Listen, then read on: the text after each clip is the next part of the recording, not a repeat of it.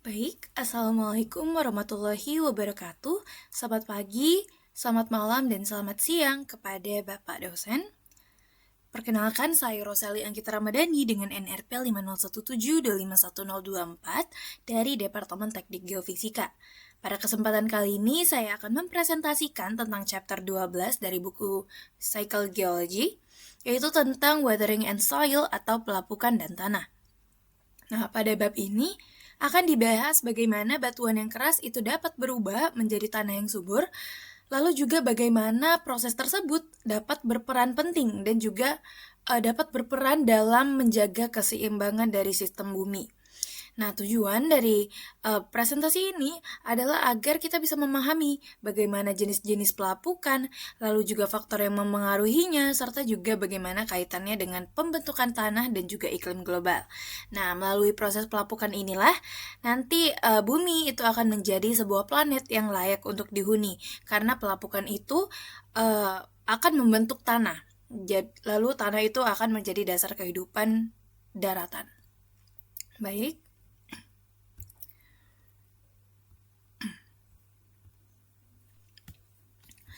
Selanjutnya, nah pada kali ini kita akan membahas tentang pelapukan erosi dan transportasi, pelapukan dan sistem bumi, bagaimana pelapukan mengubah batu, dampak pelapukan mekanis, lalu juga dampak pelapukan yaitu ada pelapukan mekanis dan juga ada pelapukan kimia, dan juga yang terakhir kita akan membahas tentang tanah. Baik, yang pertama kita akan membahas dari 3 konsep utama terlebih dahulu, yaitu pelapukan, erosi, dan juga transportasi. Ketiga proses ini adalah proses yang akan saling berkaitan dan juga akan berkaitan dalam perubahan bentuk dari permukaan bumi.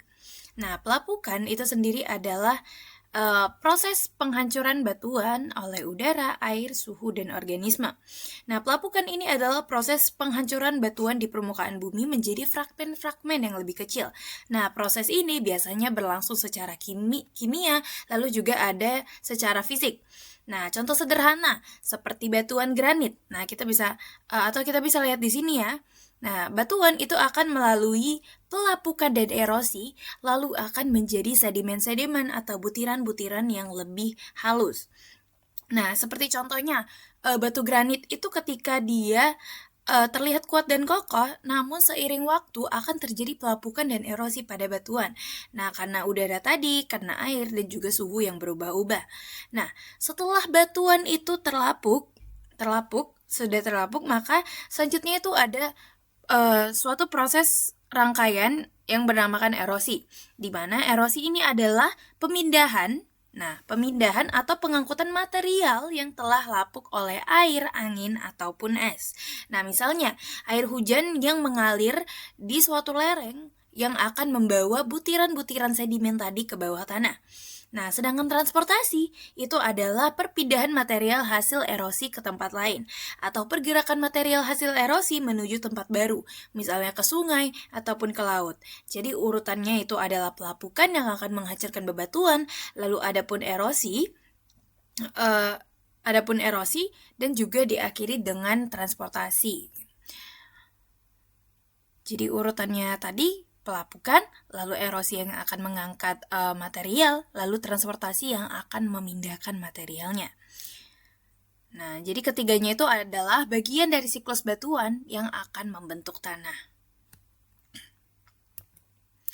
Nah, selanjutnya itu ada pelapukan dan sistem bumi. Nah, pelapukan itu tidak berdiri sendiri saja, melainkan juga berkaitan erat dengan sistem yang ada di bumi, yaitu berkaitan dengan atmosfer, hidrosfer, dan juga biosfer. Nah, dari atmosfer kita bisa melihat di sini bahwa karbon dioksida dan oksigen itu memicu pelapukan kimia, lalu pelapukan itu akan menurunkan kadar dari karbon dioksida. Nah, dari atmosfer, oksigen dan juga karbon dioksida itu sangat berperan dalam pelapukan, yaitu pelapukan kimia, di mana karbon dioksida itu larut dalam air dan juga akan membentuk suatu asam lemah, yang dimana asam ini akan melarutkan mineral di dalam bebatuan. Nah, lalu dari proses inilah akan membantu turunnya kadar dari karbon dioksida pada atmosfer, yang dimana artinya pelapukan dari pelapukan ini itu akan memiliki peran yang besar untuk mengatur suhu dan juga iklim di bumi. Selanjutnya itu ada hidrosfer, di mana air dan es mempercepat pelapukan mekanik dan kimia. Nah, dari hidrosfer, air itu adalah suatu agen yang bisa dikatakan agen utama. Nah, di mana air ini akan melarutkan mineral, lalu juga dapat memperluas retakan dari batuan, dan juga dari melalui siklus pembekuan ataupun pencairan ini, air itu dapat memecah bebatuan secara fisik. Dari tadi dia masuk ke pori-porinya lalu akan memecah bebatuannya. Nah, selain itu, es ataupun gletser juga dapat mampu untuk mengikis batuan, ya di mana ini adalah biasanya batuan-batuan dasar di mana ini sangat kuat. Selanjutnya ada biosfer, ada akar tanaman, hewan, manusia yang mempercepat pelapukan. Nah, tumbuhan dan hewan juga dapat ya untuk menjadi suatu agen dari pelapukan. Nah, di mana akar dari tanaman itu biasanya bisa tumbuh di celah-celah batu dan juga memecahnya. Sementara lalu di organisme-organisme yang sudah mati itu akan menghasilkan zat asam organik yang nantinya akan mempercepat pelapukan kimia. Nah, kalau dari manusia sendiri itu juga dapat menjadi seorang agen pelapukan, di mana melalui pembangunan lalu juga melalui penambangan yang di mana itu biasanya dapat mengubah bumi atau mengubah permukaan bumi secara besar-besaran. Nah, jadi pelapukan itu adalah jembatan di antara geosfer, atmosfer, hidrosfer, dan juga biosfer. Selanjutnya kita akan masuk ke jenis pelapukan. Pelapukan itu dibagi menjadi dua, ada yang namanya pelapukan mekanik dan juga ada pelapukan kimia. Nah, keduanya itu saling terjadi lalu juga saling memengaruhi. Nah, yang pertama itu adalah pelapukan mekanik. Nah, pelapukan mekanik itu adalah proses penghancuran batuan tanpa mengubah komposisi kimianya. Artinya apa? Artinya batuan-batuan itu hanya pecah dan hanya terbagi menjadi potongan-potongan kecil. Tetapi mineral yang berada di dalam batuan itu tetap sama dan tidak tergantikan karena tidak adanya proses dari kimia tadi.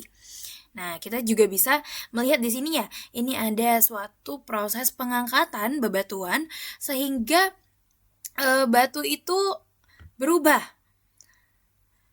Jadi adapun seperti pelepasan tekanan, lalu juga yang akan membuat batu itu mengembang dan juga membentuk eksfoliasi.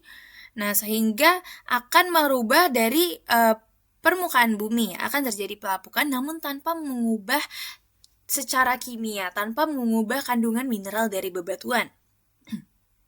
Nah, jadi kembali tadi ke prosesi pertama yaitu pelepasan atau biasa kita bilang pelepasan tekanan dan juga unloading.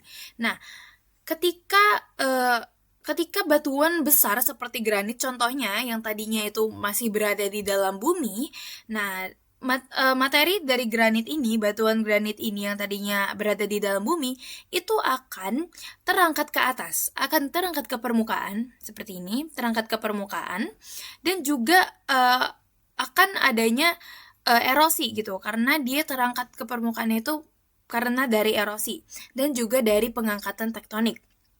Nah, tekanan dari batuan-batuan yang berada di atasnya itu akan berkurang sehingga batuan-batuan yang di atas ini akan mengembang dan juga retak gitu, akan membentuk lapisan-lapisan tipis. Nah, lapisan-lapisan inilah yang akan disebut sebagai eksfoliasi yang dimana biasanya ini membentuk seperti kubah atau biasa kita sebut sebagai dome atau half dome. Nah, selanjutnya itu adalah es atau frost wedging. Nah, frost wedging itu adalah di mana air membeku dan juga retakan melebar. Nah, ketika air masuk ke celah-celah batu dan juga membeku, maka volume dari air itu akan mengembang. Mungkin ada sekitar 90%. Nah, pengulangan dari proses-proses seperti ini, frost wedging seperti ini, akan mendorong batu sehingga akhirnya batu itu akan retak dan juga akan pecah. Nah, biasa ini banyak sekali ditemukan di wilayah-wilayah pegunungan ataupun di wilayah 4 musim. Nah, selain itu juga ada proses lain seperti tadi akar tumbuhan, pertumbuhan akar tanaman, lalu juga ada pengkristalan garam, lalu juga ada perubahan suhu yang ekstrim. Nah, jadi kita bisa melihat di sini ya, di mana ketika pelapukan itu awalnya batuan biasa, ketika dia pelapukan maka dia akan menjadi butiran-butiran yang lebih kecil, materialnya akan menjadi lebih halus namun juga lebih banyak. Nah, tujuan akhir dari pelapukan mekanik itu apa? Yaitu untuk memperbesar luas permukaan batuan dan juga mempercepat pelapukan dari kimia. Jadi biasanya pelapukan mekanik dan kimia ini saling berterkaitan. Selanjutnya itu ada jenis pelapukan, yaitu pelapukan kimia. Nah, pelapukan kimia itu biasa melibatkan reaksi di antara mineral-mineral dengan batuan. Lalu mineral-mineral batuan dengan air, udara, ataupun zat kimia lainnya. Sehingga reaksi dari kedua hal ini akan membentuk suatu mineral baru. Nah, yang pertama itu adalah peran dari oksigen terlebih dahulu. Nah, terutama dalam reaksi seperti reaksi oksidasi, itu mineral yang biasanya mengandung besi seperti ini, Fe, itu akan bereaksi dengan oksigen dan membentuk hematit atau limonit yang biasanya berwarna merah coklat ataupun merah ataupun coklat pada tanah. Seperti ini, kita bisa melihat ini itu adalah suatu proses yang menunjukkan oksidasi, di mana batuan yang biasa mengandung mineral besi itu akan bereaksi dengan oksigen dan memunculkan warna merah dan coklat. Inilah contoh nyatanya. Selanjutnya, itu adalah peran asam. Nah, air yang akan bercampur dengan karbon dioksida itu akan membentuk suatu zat yang dinamakan dengan asam karbonat, di mana kemudian asam ini akan melarutkan mineral seperti kalsit dan juga mineral seperti feldspar. Nah, di sini kita bisa lihat dia melarutkan kalsit, feldspar, dan juga mineral lainnya. Nah, selanjutnya, inilah alasan mengapa biasanya batu kapur itu atau marmer itu biasanya mudah terlarut oleh air hujan. Ini adalah salah satu contohnya. Nah, kita juga bisa melihat ya, ketika air itu bereaksi dengan karbon dioksida, maka akan terbentuk suatu asam karbonat. Nah, asam karbonat itu akan terurai menjadi hidrogen dan juga ion bikarbonat. Nah, ini akan masuk ke dalam tanah, di mana asam tanah menyumbangkan ion hidrogen sebagai tambahan, lalu juga ion hidrogen itu bereaksi dengan mineral di dalam batuan. Nah, ini biasa dia akan melarutkan feldspar dan juga melarutkan kalsit. Nah, ini juga akan menjadi zat-zat yang baru. Maka biasanya dia akan mudah untuk melarutkan batuan-batuan seperti dari air hujan, itu akan mudah untuk melarutkan bebatuan. Nah, sebelum itu kita juga ada yang namanya pelapukan larutan. Nah, di mana mineral-mineral seperti yang tadi ya sudah disebutkan, kalsit itu dapat larut secara sepenuhnya dan juga dapat membentuk seperti gua-gua kapur yang berada di bawah tanah. Lalu juga ada pelapukan feldspar. Nah, kita bisa melihat di sini feldspar itu akan membentuk mineral liat dan juga ion Cal+, Ca2+, dan SiO2. Nah, di mana biasanya feldspar itu adalah mineral yang banyak sekali ditemukan terdapat dalam granit.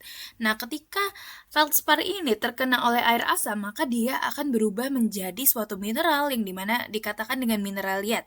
Nah, ion-ion yang terlarut di dalamnya itu akan juga jadi dia akan berubah menjadi mineral liat ditambah juga dengan ion-ion dari mineral seperti ion-ion kalsium dan juga kalsium yang terbawa oleh air.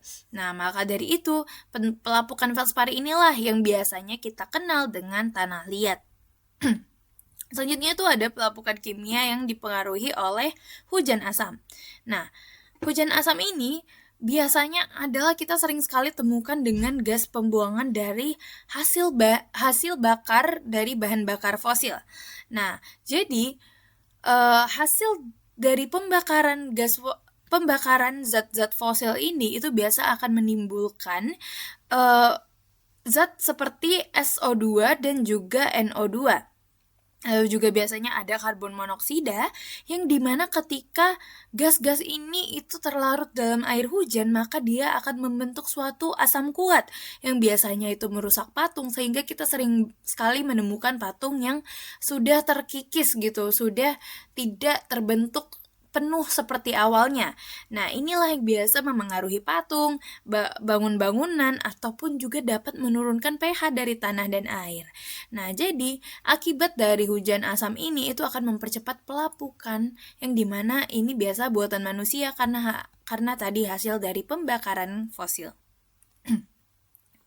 Nah, biasanya kalau hujan normal itu pH-nya ada di sekitar 5,5, sedangkan hujan asam itu pH-nya bisa sangat turun hingga pH 3 ataupun hingga pH 2. Nah, di sini kita bisa lihat ya persamaan-persamaan kimia yang penting dalam pelapukan, seperti pelarutan karbon dioksida yang tadi di sini itu dari karbon dioksida, lalu juga ada larutan kalsit.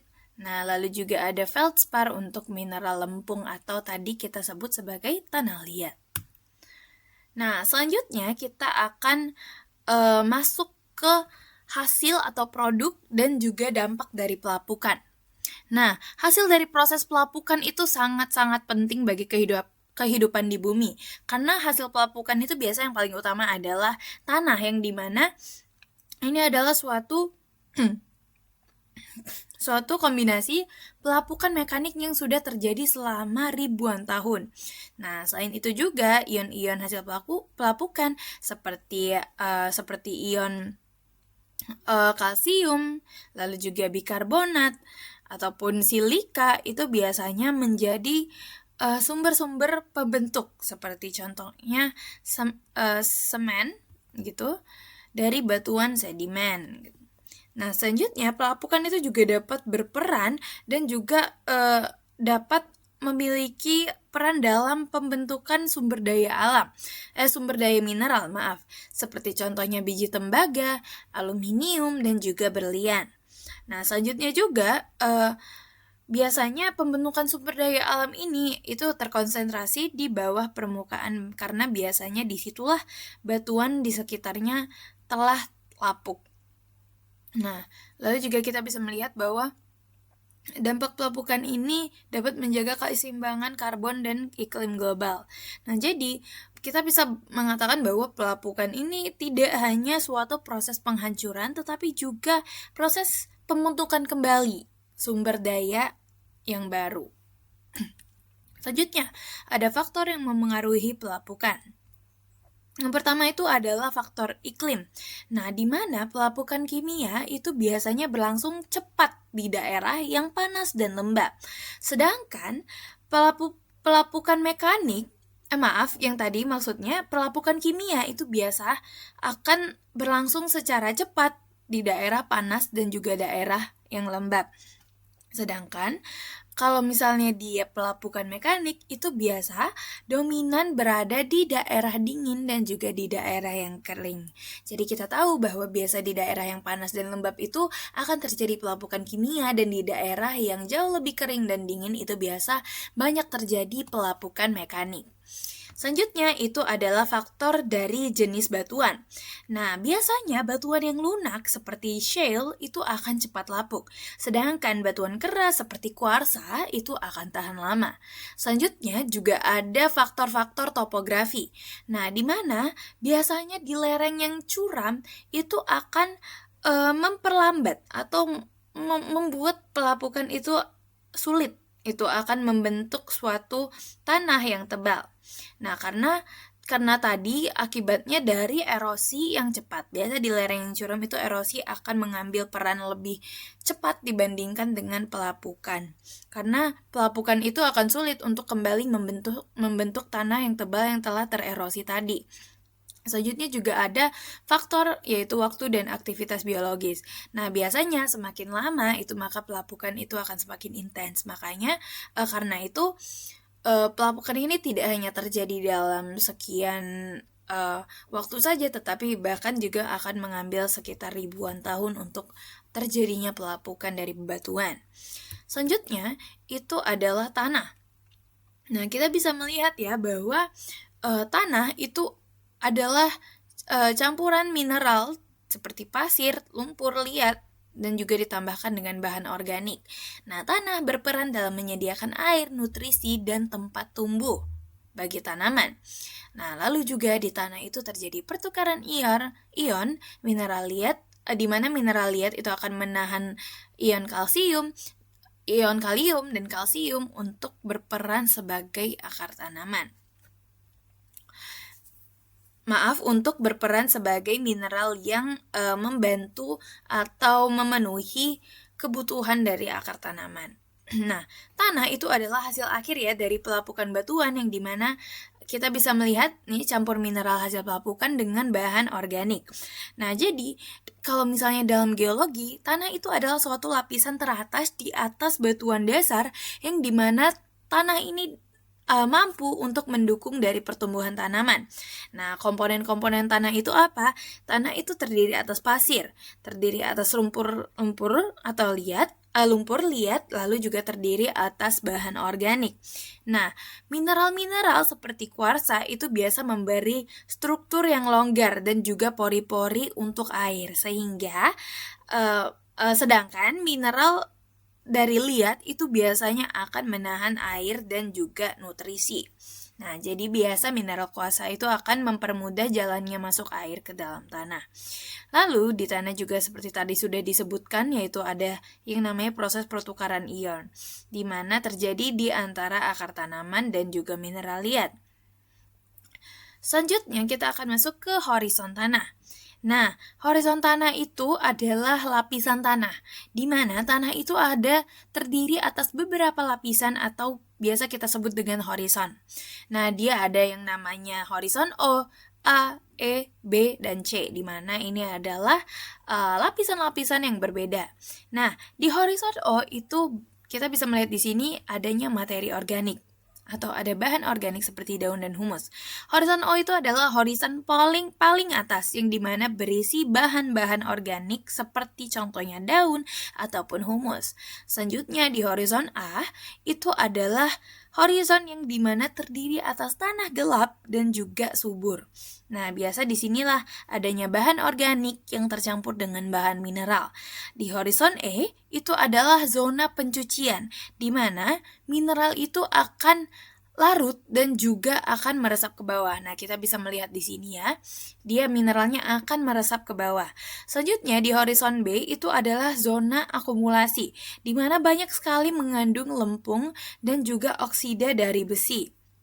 Nah, kita bisa melihat di sini ya, di mana dia ada penumpukan mineral dari lempung, oksida besi, dan juga biasanya ada kalsit. Yang terakhir itu adalah horizon C, yang dimana di sini biasa tersimpan bahan-bahan induk seperti batuan-batuan yang mulai terlapuk. Nah, kita juga bisa melihat ya di sini ada fragmen-fragmen yang tererosi secara mekanis dari batuan dasar dan juga sebagian yang terdekomposisi. Jadi itu tadi ada 5 horizon atau 5 lapisan tanah, yaitu O, A, E, B, dan C. Selanjutnya kita akan masuk ke jenis dan variasi tanah. Nah, secara umum ada beberapa tipe tanah yang biasa kita akan sering temukan dan juga akan sering kita kenali. Yang pertama itu adalah tanah residual. Nah, tanah residual itu adalah tanah yang terbentuk langsung dari batuan-batuan yang berada di bawahnya. Selanjutnya tanah terangkut, yang dimana tanah ini biasanya berasal dari material yang dipindahkan oleh air, angin, atau es. Nah, contohnya seperti tanah yang sangat subur. Nah, selanjutnya itu adalah hardpan. Hardpan itu adalah suatu lapisan keras di bawah permukaan tanah yang biasa mengandung liat atau garam kalsium. Nah, biasanya hardpan ini seringkali menghambat pertumbuhan dari akar atau juga menghambat drainase. Selanjutnya itu adalah jenis laterit. Nah, laterit itu adalah suatu tanah merah, yaitu tanah tropis merah, yang biasa kaya akan besi dan aluminium. Nah, biasanya di tanah laterit ini sangat sedikit sekali ditemukan unsur hara. Nah, jadi biasa tanah laterit ini akan bisa berubah menjadi bauksit, biji utama dari aluminium. Selanjutnya itu ada tanah terkubur atau tanah terpendam. Nah, tanah ini biasa juga disebut sebagai diketahui sebagai tanah lama yang yang dimana tanah ini tertimbun oleh abu vulkanik atau sedimen-sedimen batuan baru, sedimen-sedimen baru. Selanjutnya kita akan membahas tentang pelapukan dan iklim global. Nah, pelapukan itu memiliki hubungan langsung dengan siklus karbon dan juga iklim global. Nah, ketika tadi batuan itu sudah mengalami pelapukan kimia, maka CO2 atau karbon dioksida dari atmosfer itu akan diserap untuk membentuk suatu mineral karbonat seperti contohnya kalsit yang tadi sudah dibahas. Nah, hal ini artinya apa? Artinya pelapukan itu akan membantu untuk mengurangi kadar CO2 di udara, di mana pelapukan ini akan membantu untuk menurunkan suhu global. Nah, kita bisa melihat di sini bahwa pelapukan kimia itu akan menurunkan suhu bumi. Nah, sebaliknya ketika aktivitas pelapukan itu menurun, maka CO2 itu akan meningkat, karbon dioksida akan meningkat, akan mengakibatkan pemanasan global. Jadi, pelapukan itu akan sangat berperan dalam iklim bumi dan juga dalam jangka yang sangat panjang. Lalu selanjutnya, kita bisa melihat contohnya yaitu pelapukan Himalayas yang mengakibatkan pendinginan zaman es Pleistosen. Nah, kita juga bisa melihat ya di sini aktivitas tektonik itu akan meningkatkan pelapukan dan juga akan menjadikan pendinginan global karena turunnya suhu bumi tadi. Baik.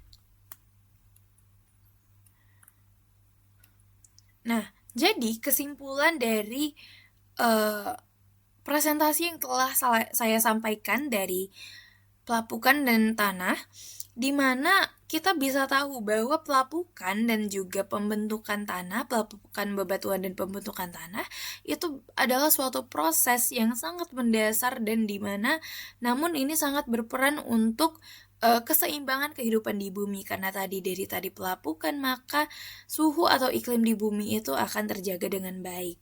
Nah, melalui pelapukan, batuan yang tadi sangat keras itu dapat diubah menjadi tanah yang sangat subur, di mana ini menurunkan kadar CO2, lalu juga akan menjaga iklim dan juga menyediakan unsur hara untuk makhluk hidup. Nah, tanah yang biasanya itu terbentuk akan bisa untuk dipakai untuk pertanian, ekosistem, hutan, ataupun siklus-siklus kehidupan secara keseluruhan. Nah, jadi dari batuan hingga tadi kita membahas tentang dia sudah menjadi tanah, lalu juga kembali lagi menjadi suatu siklus geologi, maka kita bisa tahu bahwa pelapukan ini adalah suatu proses yang sangat penting untuk menjaga suatu kestabilan di bumi. Nah, mungkin itu saja penyampaian tentang chapter 12 Weathering and Soil atau pelapukan dan tanah dari saya, Roseli Anggita. Kurang dan lebih saya ucapkan mohon maaf apabila ada salah penyampaian atau kekurangan dalam penyampaian. Sekian saja, terima kasih. Wassalamualaikum warahmatullahi wabarakatuh.